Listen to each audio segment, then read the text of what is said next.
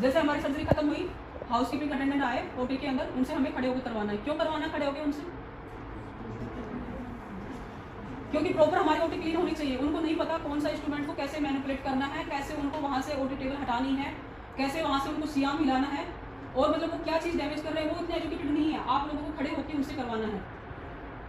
जैसे आपकी OT finish हुई, आप उनके साथ खड़े हो, उनको बताओ भैया इस चीज़ को आपको इसको ऐसे ही टैकल करना है, अपने आंखों के सामने करवाओ। दूसरा, हमारे कई बार हमारी साइड से सपोर्ट होती है, नीचे पैड वाले सामान होते हैं, अटेंडेंट नया है उसको नहीं पता, सीधा डस्टबिन में डाल दिया, फिर उसको नी कैप वगैरह उनको हम कहाँ ढूंढोगे, दूसरों को कहाँ से ढूंढोगे? तो अपने सामने खड़े होकर करवाना है उनको। अब क्लीनिंग के लिए हम मोटी क्लीन करने के लिए कौन सा सोल्यूशन यूज करते हैं? हाइपोक्लोराइड। कैसे बनाएंगे सोडियम हाइपोक्लोराइड? कितना परसेंट यूज करते हैं? प्रीवियस क्लास हो चुकी हो तो जैन सर ने लिखी।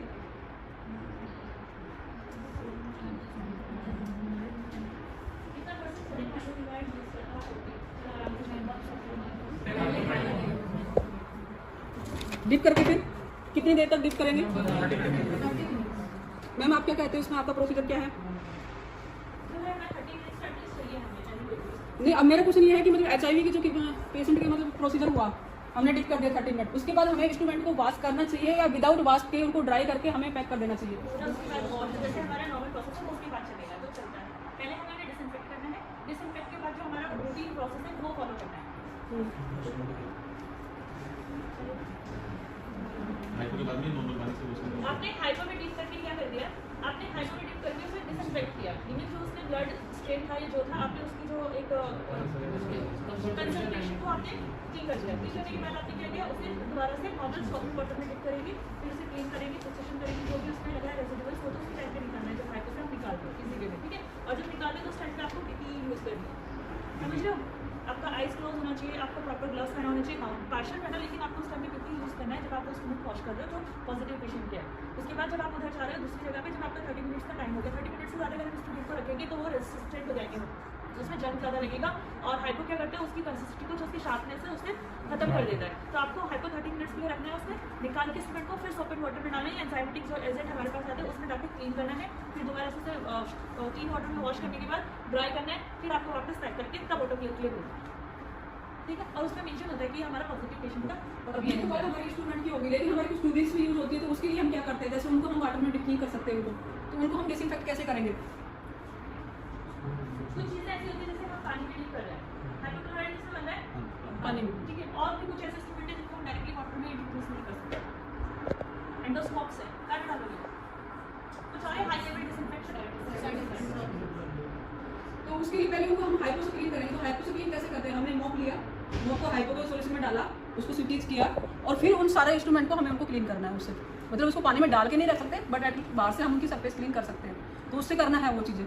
फिर उसके बाद उसको स्पिरिट से क्लीन करके, मतलब जो भी हमारा आगे का प्रोटोकॉल है उसको उसके अकॉर्डिंग फॉलो करना है, लेकिन करना जरूर है उसको। ऐसा नहीं कि भाई इसको हम नहीं डाल सकते तो हमने बिना हाइपो में डाला, उसको बिना उसको स्टराइज किए हमने उसको छोड़ दिया। करना है उसको, मॉप को सिंपीज करके, मॉप से क्लीन करके पूरा उसको, फिर उस सामान को यूज करना है। मैम फिर जैसे ट्यूबिंग है, ट्यूबिंग की आउटर सरफेस तो हम मॉप करके क्लीन कर देंगे, क्लीन कर दें लेकिन जो इन्फेक्टेड एरिया है तो ज़्यादातर इनर सरफेस होगी उसकी, जी। तो उसको कैसे क्लीन करेंगे? मैं आपसे ये बता जो इतने इनर वाले जैसे सक्सेस वाले उनको तो हम रीयूज करेंगे। सबसे पहली बात है, जो हमारा प्लास्टिक का ट्यूबिंग यूज हो रही इन HIV केसेस पेशेंट या जो भी इन्फेक्टेड पेशेंट आ रहे हैं वो हमें सिंगल यूज करना Single use है, करना ठीक है। है। जो हमारे स्कोप्स आ रहे हैं, जो मैम ने बोला, हम उन्हें बाहर से क्लीन करके ग्लूटाराइड में जाकर उसको डिप करेंगे, ठीक है। तो वो डिप का प्रोसेस वहाँ पे जाएगा, उसका टाइम पीरियड लॉन्ग जाता है, मैं आपको एक्जैक्टली देख के बता दूंगी, ठीक है। तो उसमें क्या होता है, उसके लिए आपको बहुत ज़्यादा इंजेक्ट टाइम देना पड़ेगा, एटलीस्ट जो होगा मैं एक्जैक्टली आपको बताऊंगी, ऐसे नहीं बोलूँगी, ठीक है।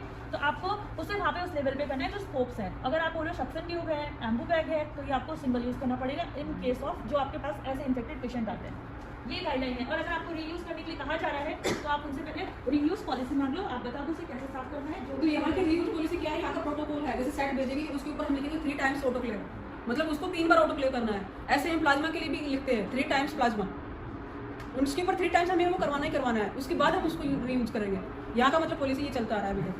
वो प्रॉपर डॉक्यूमेंटेशन होना चाहिए, ऐसा नहीं इस साइड में लिखा है, बी साइड और अगले वाले साइड में दोबारा ये तो फैला जा रहा है, वो रजिस्टर में होना चाहिए। उसके लिए मतलब हम लोग मोस्टली यहाँ पे क्या चलता है, संडे के दिन जो होती है मशीन चलती है, यहाँ पे हमारा अटेंडेंट होता है, उसके सामने हम स्टाफ को हैंड ओवर देके जाते हैं। मोस्टली यहाँ पे जो मशीन चलती है तो वहाँ पे अटेंडेंट से हम 3 बार यहाँ पे ऑटोक्लेव करवाते हैं उसको। प्लाज्मा भी 3 टाइम्स, मतलब 3 साइकिल चलते हैं तो उसको अंदर पड़े रहने तो उस चीज़ को निकालो मत ना, 3 बार हो जाएगा 3 साइकिल के साथ आराम से। और इतना तो हमारे पास सामान इकट्ठा होता ही है कि हमारे एक दिन में 3 साइकिल तो चलते चलते हैं, तो पहले साइकिल में उनको डाल दो, 2 भी चलते हैं, 3 भी चलते हैं, 4 चलते हैं, अकॉर्डिंग टू सामान होती होता है उसके हिसाब से। ठीक है, मोस्ट प्रॉब्ली तो कोशिश ये करनी है हमें उनको डिस्कार्ड करनी है। फिर भी मतलब अगर ज़्यादा ही कोई महंगे क्योंकि कॉस्टली आइटम है और उन्हीं को वाइप करवाना है। अब उसके बाद आता है ओटी को फ्यूमिगेट करवाना है हमें। क्लीन होगी ओटी, अब उसके बाद फ्यूमिगेट करनी है। तो फ्यूमिगेट कैसे करेंगे, क्या सोल्यूशन लेंगे, आपको पता है यहाँ पे क्या सिल्वर नाइट्रेट, उसमें क्या क्या होता है,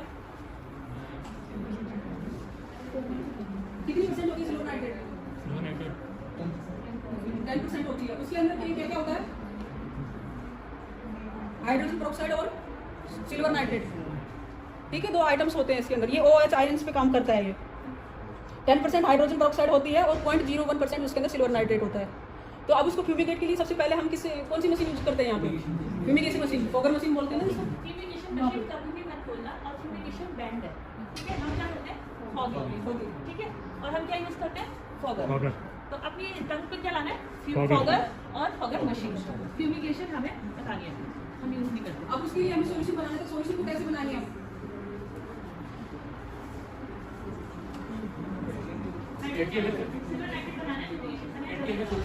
हाँ, और 20 ml सिल्वर नाइट्रेट। ठीक है, ये सॉल्यूशन लेके हम उसको जी 100 ml 1000 स्क्वायर फीट की जो ओटी होती है उसके लिए यूज होती है।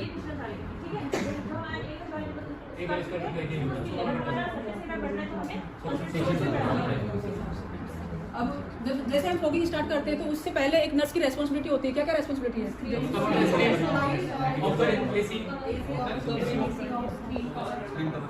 और लाइट को, ओटी लाइट को किसी क्लोज करोगे?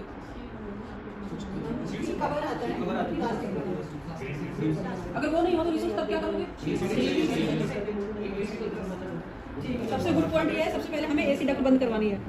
फिर अगर उसके ऐसे बाद नहीं कराया बंद तो क्या होगा? गलत कुछ और? सर अंदर की कंसंट्रेशन बढ़ नहीं पाएगी, सारी बाहर चले जाएगी, ये डॉक्टर खुला है, पेनिट्रेशन अफेक्ट ही नहीं आएगा उसमें, खत्म हो जाएगा फॉगर का? पेनिट्रेशन। बच्चे डर रहे हैं। अगर हम जो हमारा AC चल रहा है तो हमारी क्या हो रहा है, एयर एक्सचेंज हो रही है। उस टाइम पे हमें क्या करना है, जितने भी एयर एक्सचेंज पॉइंट है, यानी कि हमारा पूरा जो बाहर की एंट्री और इनर एंट्री होनी चाहिए, उस सरफेस पे जो हमारा हमने फॉगर चलाया है उसका जो रेजिड्यू है वो प्रॉपर्ली सारी जगह डिसइंफेक्ट होना चाहिए। इसलिए हमने उसे चलाया ताकि वो जितना भी वहाँ पे है उनको सबको क्लियर करें। क्योंकि इससे हमारे अगर हम चला के रखेंगे तो हमारी हिप्पा ऑन है तो उस पर क्या करेगा, वो ऊपर जाके स्किन जाएगा, वहाँ पे पार्टिकल्स कुछ और ही वहाँ पे साइड इफेक्ट आने, क्योंकि हिप्पा आने और डोर इसलिए क्लोज करते हैं प्रॉपर्ली कि बाहर की एयर अंदर आए।